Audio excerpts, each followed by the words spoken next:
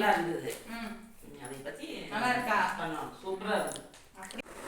எப்படிமா அந்த ரசம் வைக்கிறது?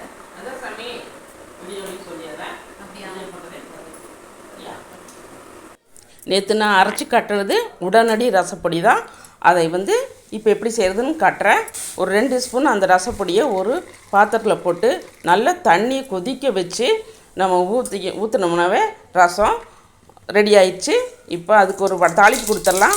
ஒரு வடைச்சட்டி வச்சு எண்ணெய் ஊற்றி கடுகு 2 வரமிளகாயும் கருவேப்பிலையும் போட்டு உங்களுக்கு தேவைப்பட்டுச்சுன்னா ஒரு தக்காளியும் புழிஞ்சு ஊற்றி நல்லா கொதிக்க வச்சு எடுத்து ஊற்றி மல்லித்தழை தூவினா சுவையான எப்பவும் போல் ரசம் ரெடி. வாழ்க வளத்துடன் நலத்துடன்.